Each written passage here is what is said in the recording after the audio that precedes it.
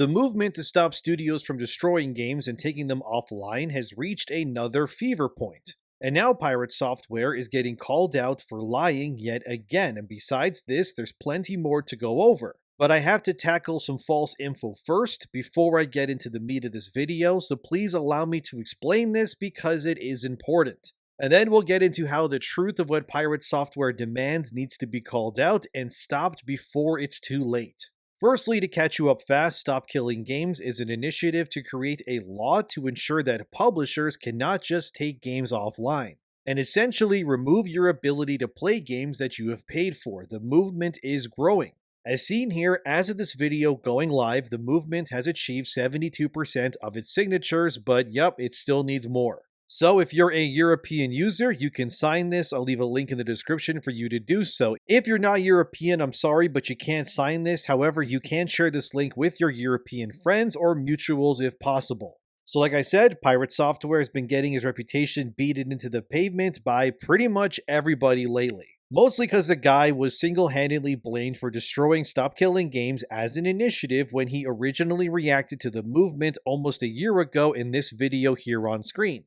And since then, the Stop Killing Games initiative has limped on until recently, where it's come back with a fiery vengeance, and that's putting it lightly. Pirate Software has attempted to claim that he's not the bad guy, but unfortunately his actions in past are coming to bite him more often than not.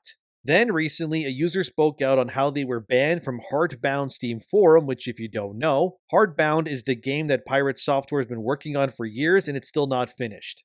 Heartbound isn't very unique either. It's literally just an Undertale ripoff in pretty much every single way, even down to how the combat works as well. Which really doesn't surprise me that the guy who thinks he's a god among men just made a carbon copy of something else instead. Also, the game has almost been in development for something like 10 years if you can believe it, and it still isn't finished regardless. A user claimed that Pirate's game Heartbound uses DRM in a single player game, and DRM, or Digital Rights Management, is a system used to control how users access copyrighted digital content. Essentially, it's anti-piracy software. And like I said, Pirate Software, whose name is ironic given the circumstances, is now being accused of implementing it into his game. However, as you can see, this post from the initial user that blew up eventually edited their Reddit post claiming that they were wrong to accuse Pirate Software of banning them because they were wrong and admitted to pushing false information as facts. So, this user clearly got too hung up on trying to attack Pirate Software that they admitted that they falsified information in order to dogpile onto him.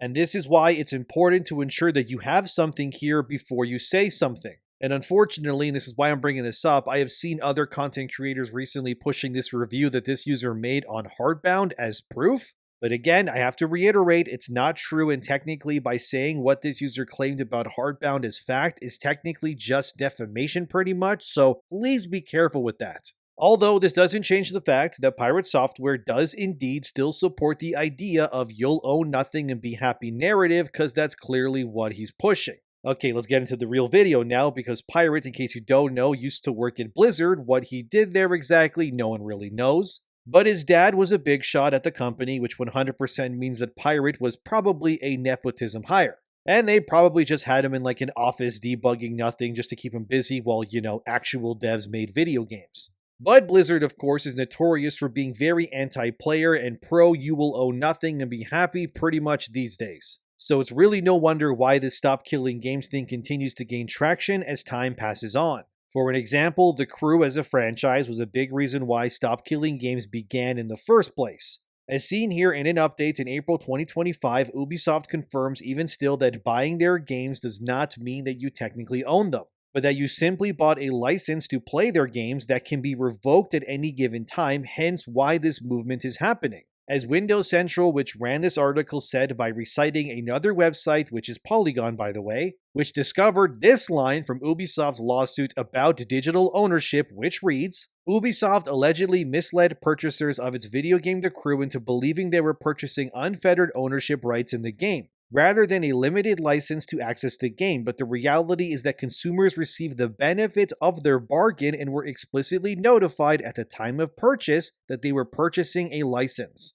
So, this whole fiasco began because players quickly realized that places like Ubisoft, as stated here in that same Windows Central article, did revoke their right to play The Crew once it was shut down in 2024 after first being released in 2014. But the extra dagger in the rib was where users discovered, again as seen here, that The Crew absolutely did 100% have code in it that would have allowed the game to be played offline in a single player mode state. The point of this video is to prove that not only are places like Ubisoft or people like Pirate Software who are being called out, and rightfully so, time and again, but that the reason why this movement is so important is because they refuse to admit when they're wrong, and they instead want to continue pushing this false narrative only because it benefits them specifically. But as Ubisoft states here as well, even if you own a physical copy of their games, you still don't own that game regardless. All you actually own is a worthless disc that's sitting in a plastic box, and they can, will, and have already stripped the ownership of a game from players regardless if they bought it digitally or physically. It really doesn't matter.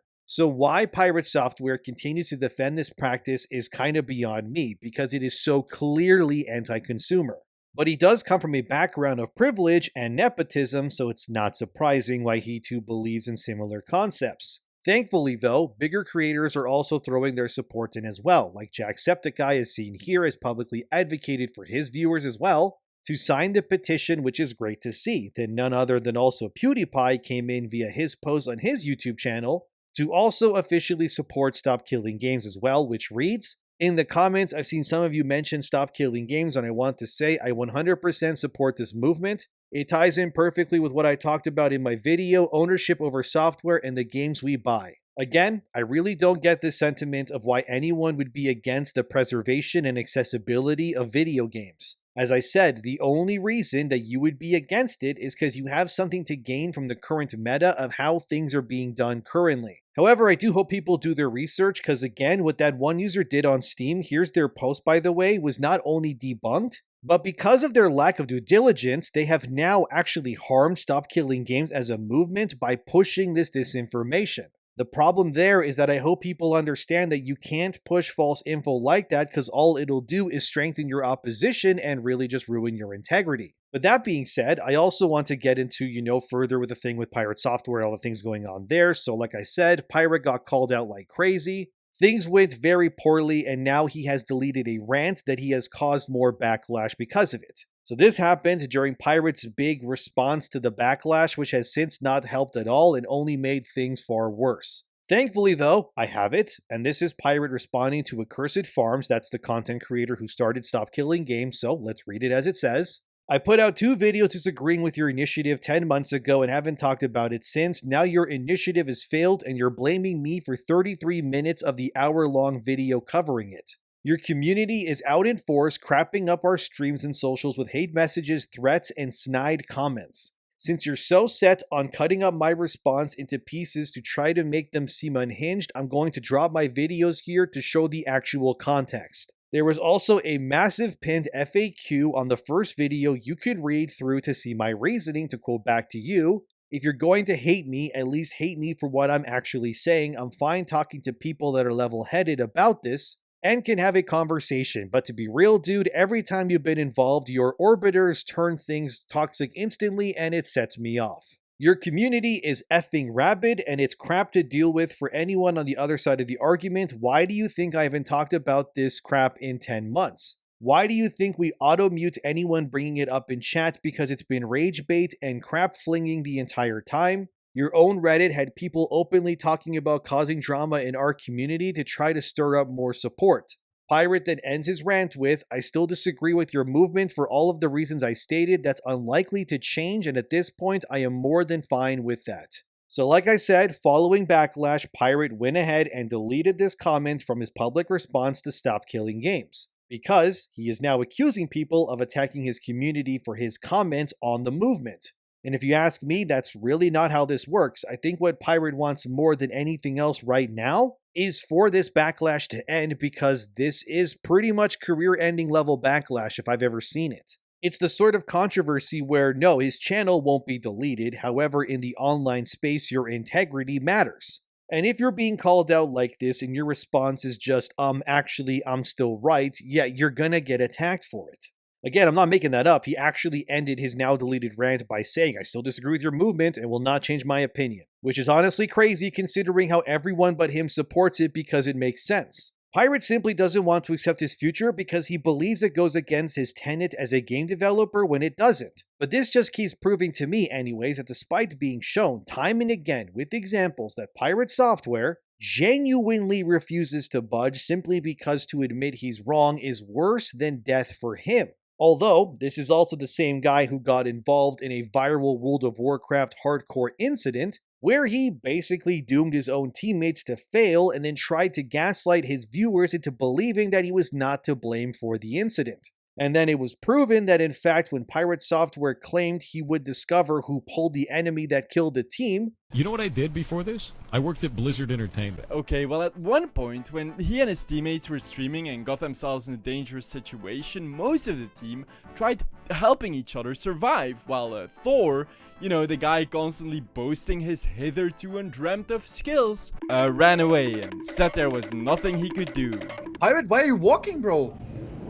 What are you talking about? Why am I walking? Look at my mana. This is savage, but come on, man. Do you see my mana? He was caught lying about his resources, actively wasting them while running away, so he could then claim that there was nothing he could do. If you have that kind of a mistake again, I'm disbanding the party. I'm gonna go run with other people, because you guys cannot do that. God damn it, guys. So one of you pulled the ocular.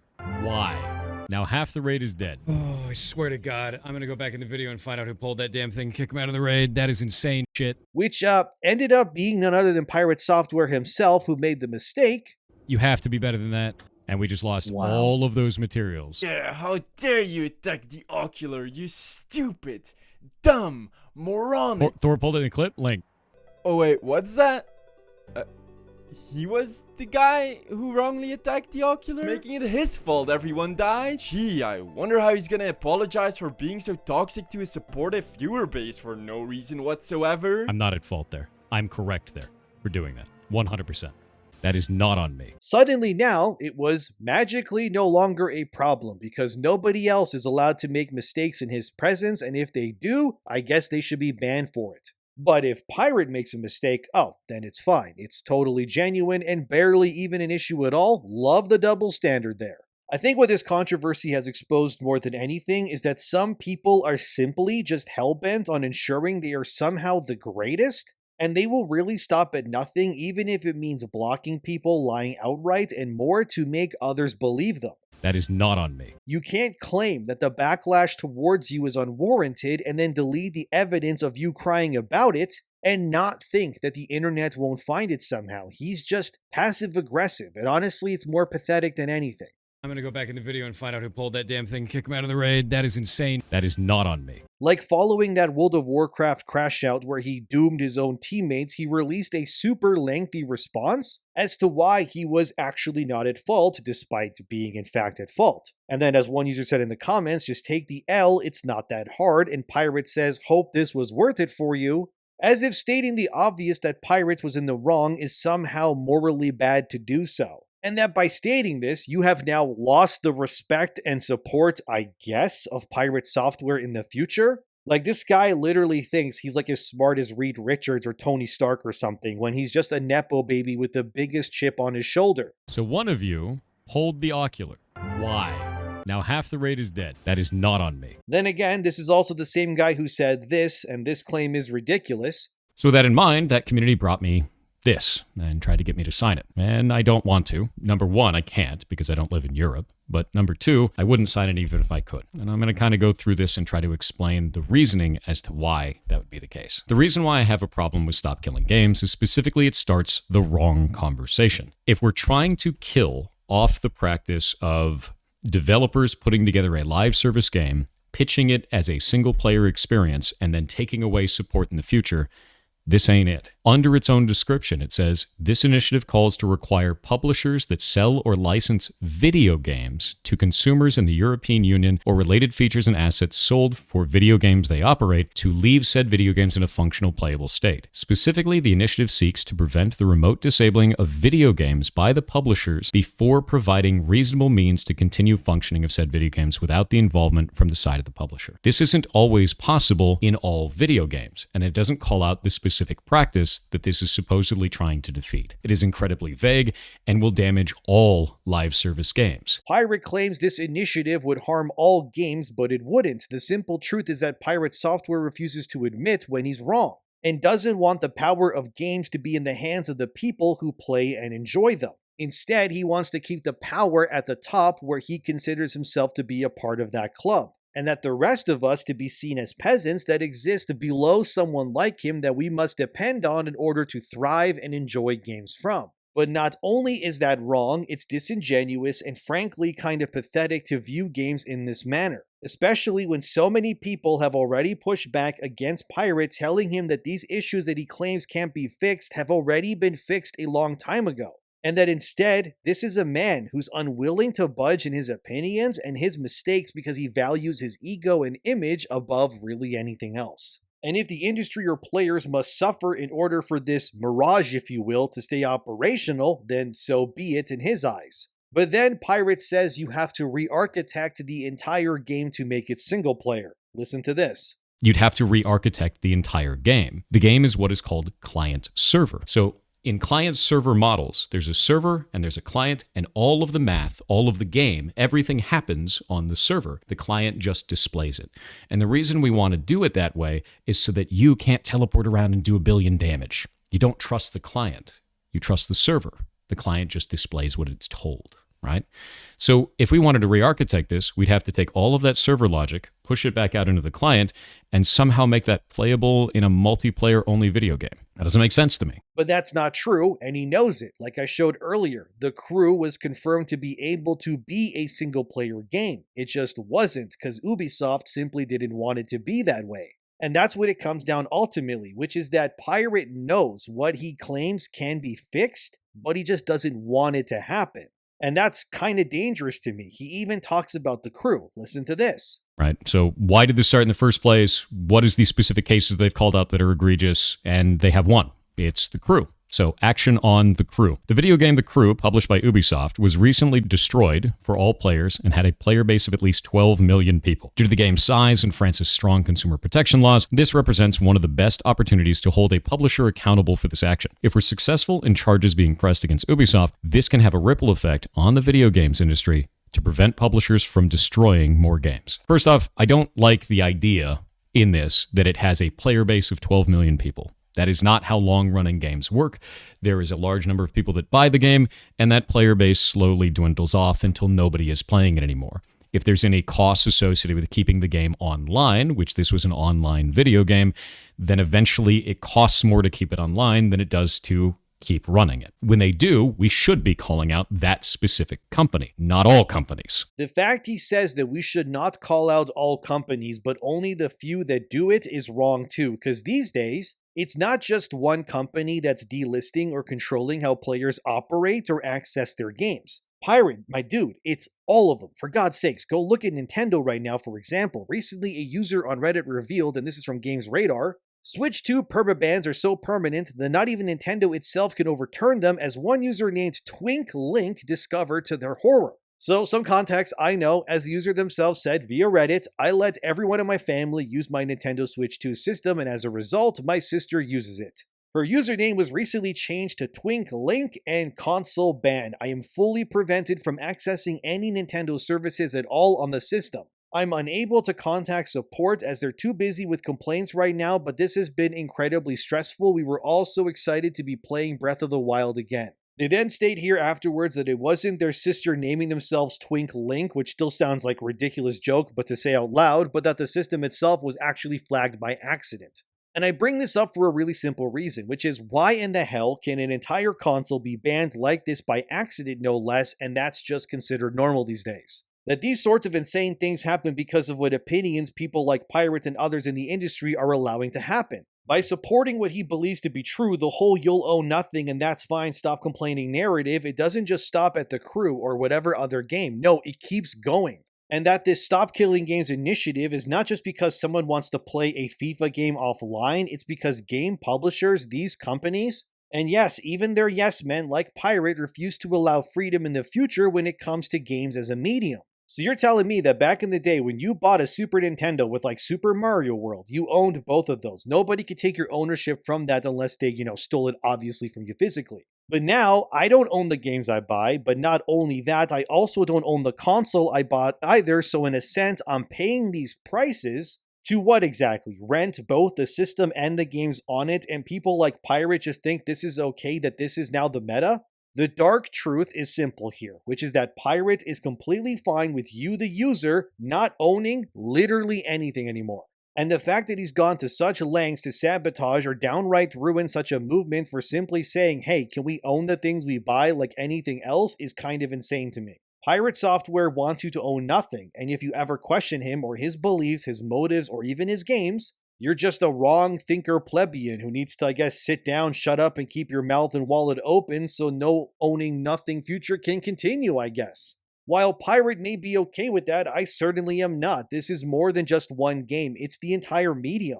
And I need people to understand that this initiative has to succeed, otherwise this current meta where your games can be taken from you without consent, and even your consoles or your user profiles can be terminated or turn actual physical machines that you own into literally nothing but glorified paperweights, that needs to end. And that the industry has swung the pendulum so far to the other side that we're now reaching this weird dictatorship levels of nonsense. Pirate Software may have deleted his post thinking that I wouldn't find it, but I'm glad I still did, because we all know now what kind of man this guy is, and it saddens me that he truly thinks it's better if we own nothing and just accept that the people at the top will always have ultimate power over you as a player, and that if you question it, you're the enemy and not them. That's an insane truth to discover, but a truth found all the same. But what do you think? Let me know in the comments. Thanks for being here. Subscribe, go sign the petition if you haven't already. Take care of yourselves, and I'll see you next time.